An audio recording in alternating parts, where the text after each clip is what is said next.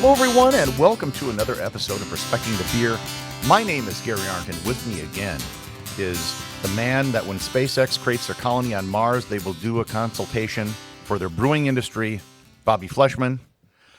Also, the professor of physical and spiritual chemistry, Allison McCoy.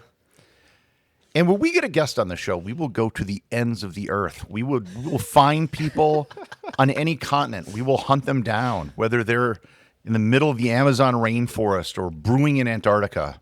But for today's guest, we literally just opened up the window and yelled, please welcome the head of brewing at the Appleton Beer Factory, Ben Fogle. How are you doing? Great. That was perfect. Insert some applause there. Yeah.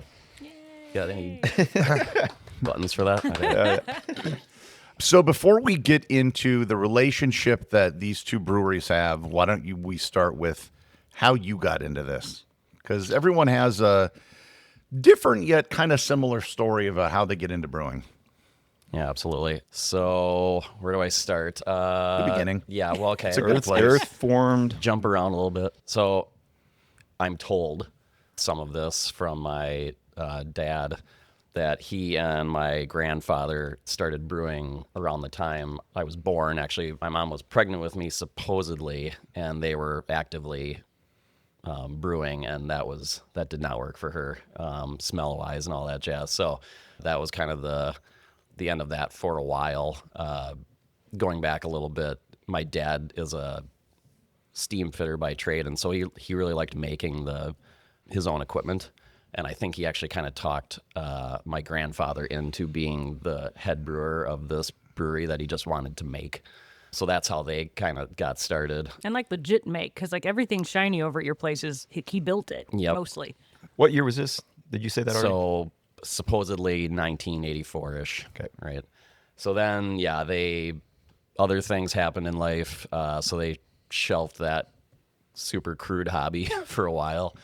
And eventually I came along and with kind of more engineering, scientific-y thought process, got involved with them. I'm told that was around age 15, I'm guessing. I really don't know exactly when we started messing around with brewing again.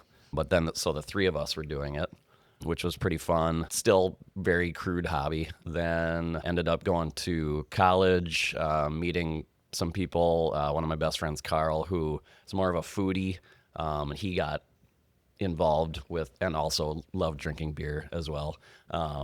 So he got involved when we would come back home for holidays and stuff, and he started to elevate our recipes with his more food background passion, and we just kept doing it and drinking beer together, and eventually looked around at each other and said, maybe we can do this brewing thing that we're starting to see really catch on fire around that time. It was even right in the middle of the time frame where breweries are getting added left and right around the nation. So yeah, for context, 2000 we had maybe a couple thousand breweries in the year 2000, and we're sitting at about 10,000 now. Yeah. So this would have been Around 2005 or 6.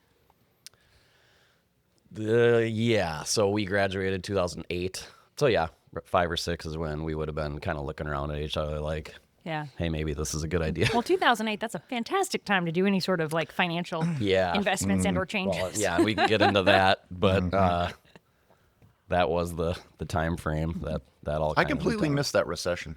Oh, Didn't even know it happened. I was in Vietnam. I wouldn't have known. that's fair. Everyone has these harrowing stories, and it just didn't happen for me. We just stayed in grad school because the job market stopped. Anyway, long story. So, okay, so that was 2000. So how long did it go from when the idea started to, okay, let's actually build a building and do it? Yeah. Or buy a building? And maybe before you... I know, it's such a long time I frame know. that it's hard to like... But I was going to say that you have in your background something to do with stage construction or management of some kind, right? So I don't know. It's more in the fabrication side of your DNA is what I'm trying to get at. Yeah, I would agree with that. You guys are definitely fabricators going It was into kind of this. like... I had the same thought process as my dad. Like, I like building things too, but we'd have to be good at brewing. Right. Yeah. So yeah, we were more I don't want to say passionate necessarily. My dad is definitely more passionate about just how can we make this ourselves and make it better and blah, blah, blah. Because he originally had the idea, he says, of having a microbrewery like back in, the early 90s or even Right. pre-90s. So I don't know how true that really is, but sorry, Dad. And coming from Oklahoma, Allison and I often say that people build shit here. They We look do. around everywhere. There's people building shit. It's amazing. And I bring that up because Miller Electric is based here in Appleton, and it's one of the biggest welding companies in the world. I would think it's definitely in Absolutely. the United well, States. then they make paper. They need a foundry when they do all like the It's on and on. But handle lot of cover industry. things. but So your much dad industry. had some relationship with Miller at some point. Yep. So I'm just trying to give some more background as to how much of a builder you guys were coming into this. Yeah, of course. Yeah, you would speak to it better, really, because it's just You're right. part of You're what we next to it. Yeah. do. So Yeah. It's just I in don't your even DNA. think about it. Yeah. Yeah. So yeah, I don't even know where to go. Like, 'Cause y'all- you asked about how I got into beer. That's even a separate. That's kind of that story versus the. Well, yeah, the because brewery I'm interested too. in making things can lead you to having a model train collection, or could lead you to this. I mean, there are multiple paths Why you can this take. way? Right. Yeah. So why beer? And your dad's day job still is to work Yeah. in breweries and build big shit, Right. big equipment. Yeah, which will hopefully stop sooner rather than later. And he's built breweries for like the big three. Yeah, he worked for Projects, indirectly yeah. for Anheuser-Busch for years and years. So that's where a lot of that inspiration, I think, came from as well. And thinking, boy, I hope he doesn't listen to this. Thinking Does he know how to you could take, podcast? thinking you could take really that knowledge and directly apply it to a Smaller brewery. very microbrewery. Yeah. But it's nice to be pulled along with that too. It's also nice to be pushed with that philosophy. Sure. I mean, there are things that apply, but then we have to actually do the practical aspects of all of those Small amazing, business top to bottom. expensive Yeah. things.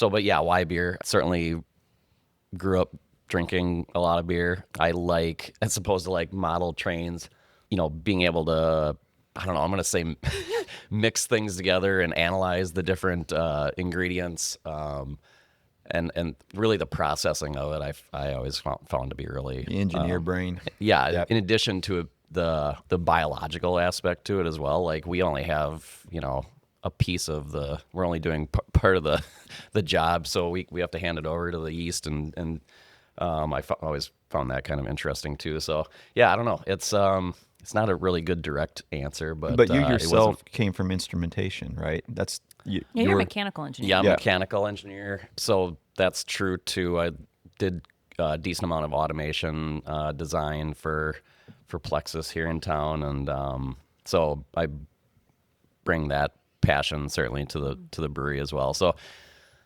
yeah, it's almost like brewing is. I don't want to say it facilitates the the other things that I like to do as well. I don't know. It's kind of.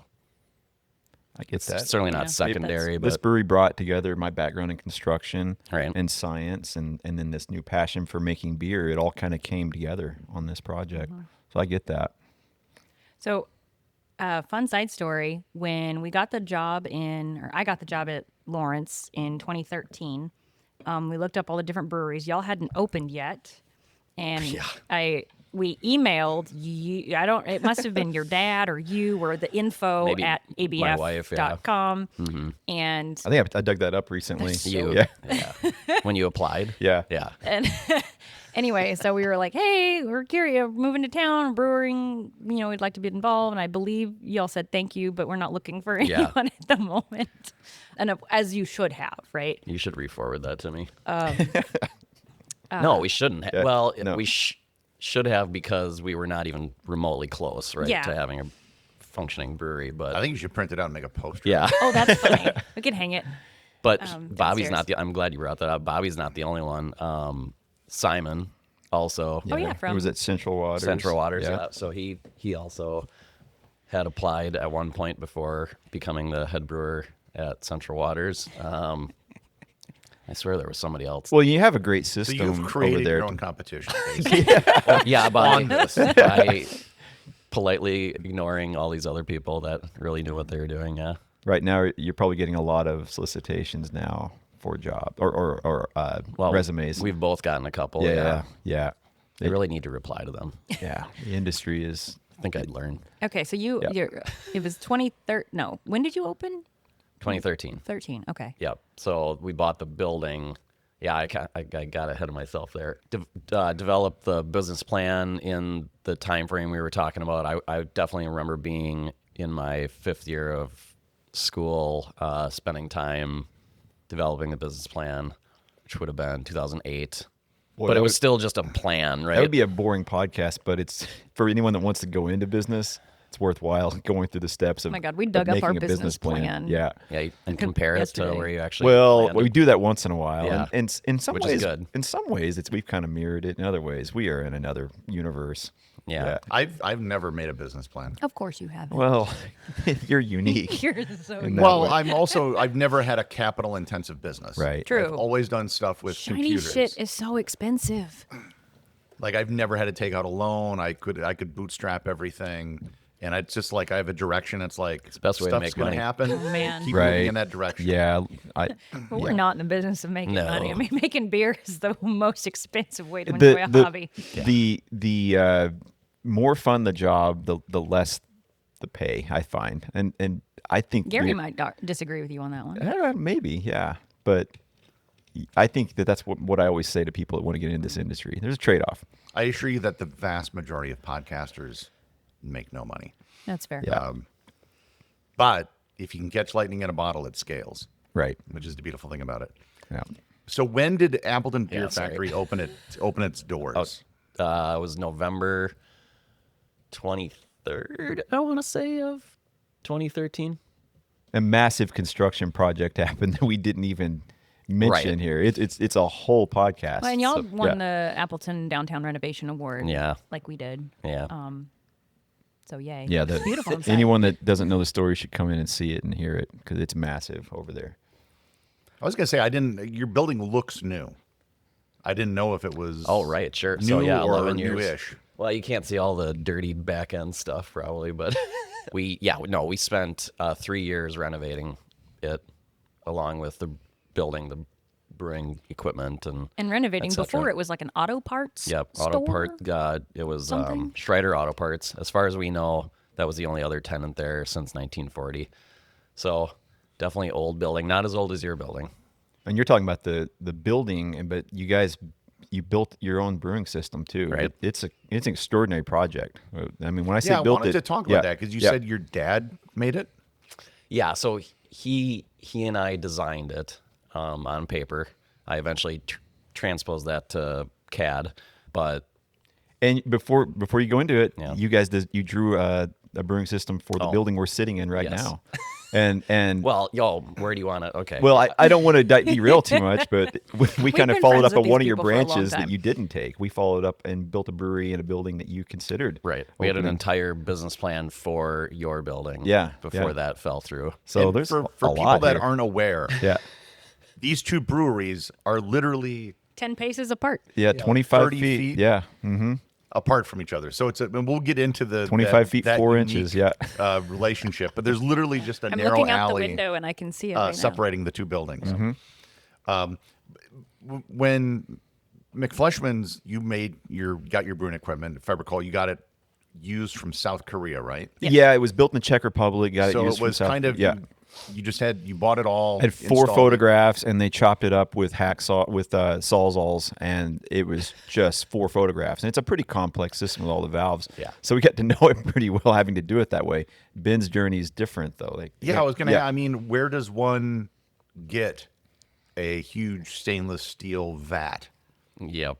Well, you can buy them. VatsRUs.com. Yeah. Well, these days, yeah, You that's can another definitely buy them. conversation. But we weren't going to do that because we like making stuff, and it's also we're trying to fit it into this really specific space too to maximize space.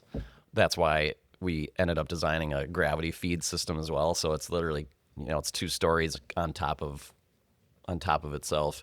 We literally ordered the shells, which is the side wall of the tanks, from one of the fabricators in town here, and the heads, which is the top and bottom, from a specialist up in Minnesota, and we welded them all together.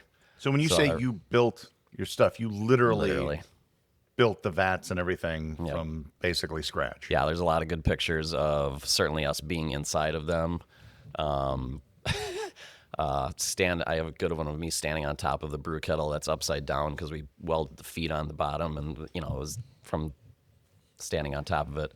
But yeah, and anyone that's welded, I came from a farm, so I knew how to arc weld. Just stick welder, so forth. you're squirting rough metal together. Yeah, you're just putting you're down with slag and all that. Yeah. This is sanitary welding. This is TIG welding, and it's structural welding, and it's pretty precision art that they put into use. It's amazing to see what they did. One night we joked with Jeff Fogle, so Ben's dad, about how he has a PhD in pipe fitting. Because I don't think there's anything he hasn't welded. Yeah, like, types 25 of metals years in. and or like he's the wealth of experience and knowledge. He threw me in the deep end. Stuff he probably hasn't welded on. That's fair. He was talking about a nuclear plant. He offered a job to work at a nuclear plant. I don't know if he took that, but it was. I don't think so. Yeah, I learned from his dad how to TIG weld, and he threw me in the deep end. I had no idea. I was always frightened of it, but yeah, he knows his stuff. He's a pretty good teacher. Yeah. So you have this custom brewery set up. All right. Well, what's the first beer you make?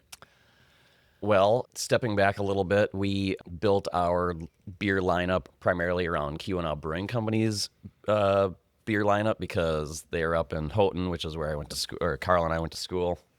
So we pretty much copied that forward. They've always had a blonde, so we started with that. Also, interesting story is we started brewing before we were open, of course, because you need beer when you're open. Unless you have other people brew it for you, which I have done that for a couple breweries. But we, at the time of the timeline of the project, we thought for sure we were going to be open in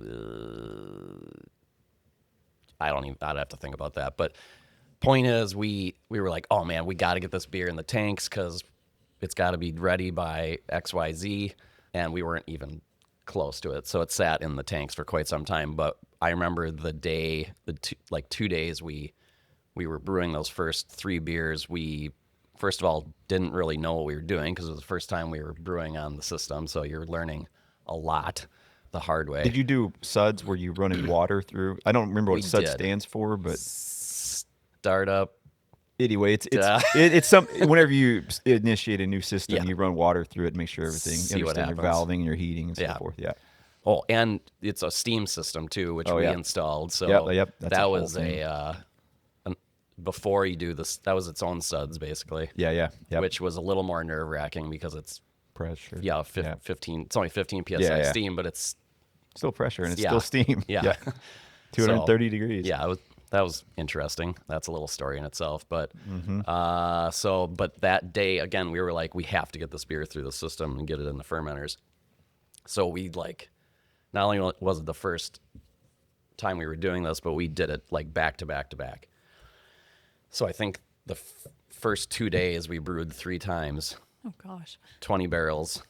And again, we didn't know really what didn't know what we were doing really. We had no CIP system at the time. So we're hauling the hoses up with ropes to get them to the tops of the tanks that the get them to the spray balls, and it was such a cluster. Well, thank God you at least had spray balls. For those we did have spray balls. For those who don't know, it's what it sounds like. We weren't getting in the tanks necessarily. Yeah, it's doing the washing for you. But so there's a ball thing that hangs. It can either be it's almost like a disco ball, but it shoots water to spray. Yeah, the best ones spin and they shoot jets, and then the other ones just have holes, perforations. Which I can't believe people still use that. But yeah. So by the time we got to the end of the 3rd brew, we were hysterical from exhaustion, and we actually were like, okay, we have to stop because this is getting dangerous.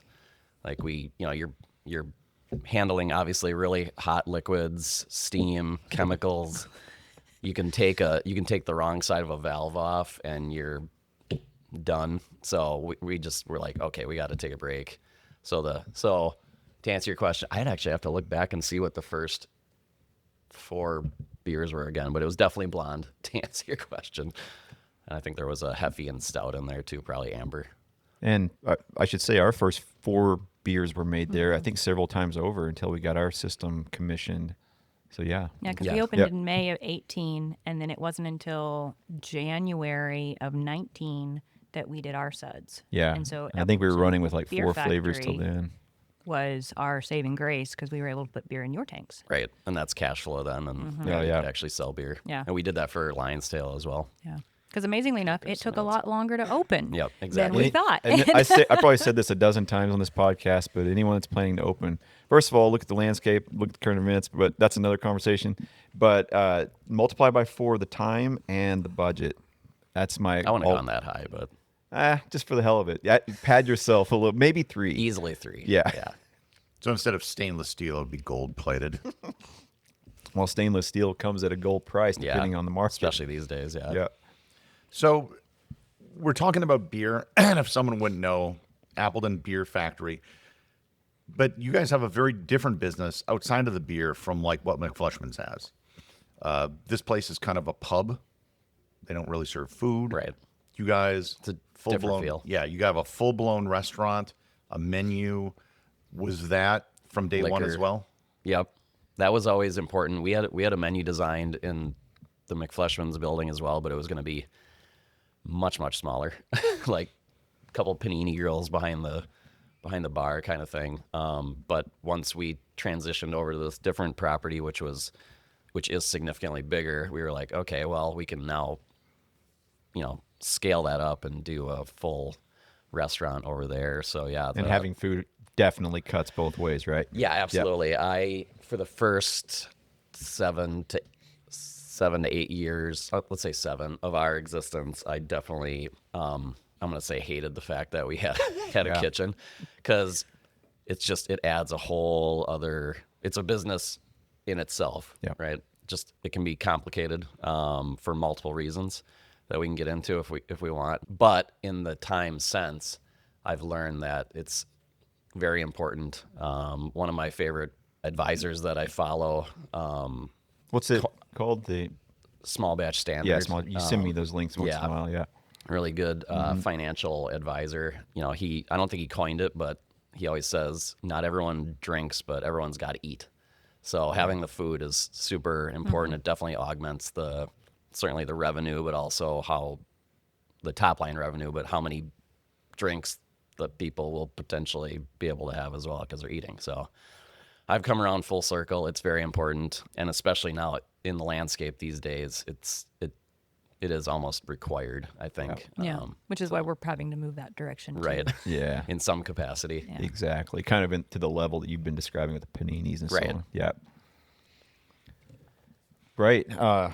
So one of the fun things I like about Appleton Beer Factory is that the design that y'all have in your space, it looks like a factory with the front half is like the fancy office that you'd walk into, and then the back half is like the manufacturing, and it's like 2 stories all open, and you can see up into where the mash tun is and the cooker and all that, and so you can see all this shiny stainless steel.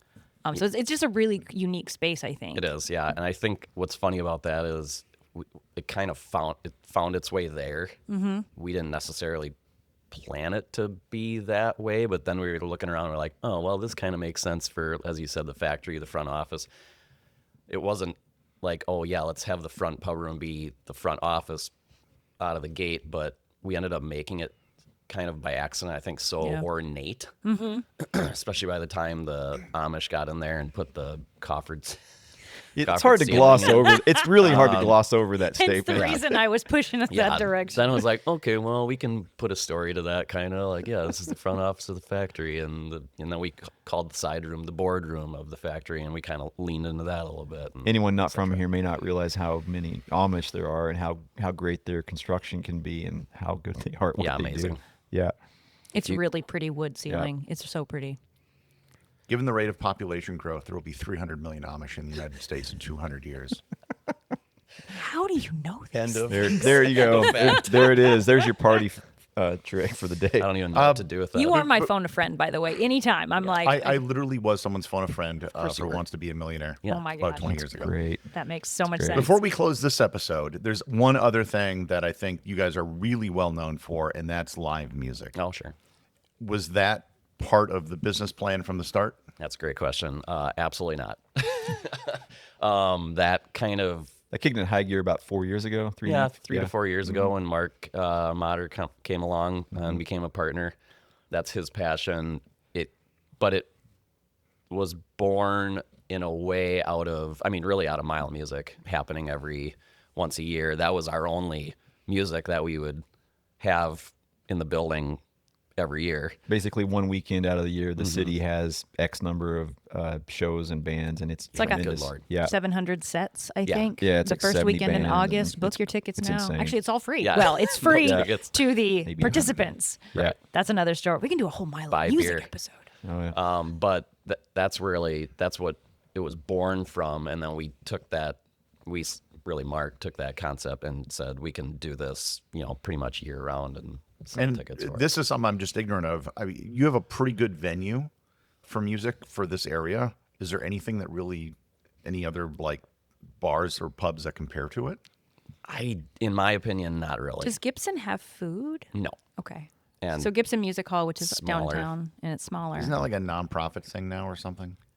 It might be affiliated with Mile. I'm not sure. But I think you see some venues that are smaller, some that are larger. I think theirs is unique in There its is size. a couple bigger ones, but yes, it's unique in its size and that it's more intimate, I think, but you can still have 275 people in a sold out show there. So, Yeah.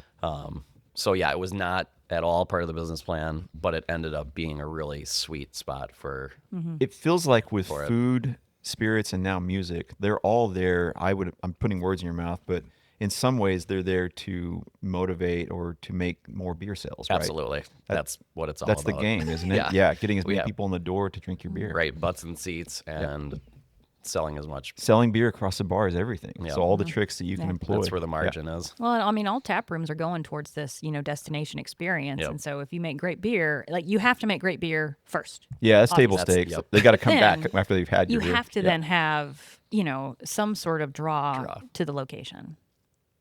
And it takes a lot of work just to You do need that. partners like Mark Well, that, yeah. that are focused, fixated on. So focused on and music. we'll do He's that. so good We'll at what have he him does. on here eventually. Yeah. But yeah, he And you is the just driving silence the other force on the microphones. music. Yeah. Walk away. Yeah.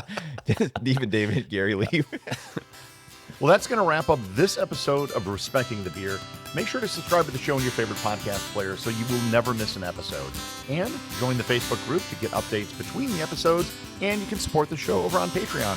We actually have t-shirts now. Links to both of these are in the show notes. And until next time, remember to respect the beer. There's a pint of the elder in the lab fridge. God, you still have that? Yeah, it's in the. Oh my God. Like our last recording. That's breaking my heart. I even went in and watered the plants. Let's just have a whole episode of silence for that.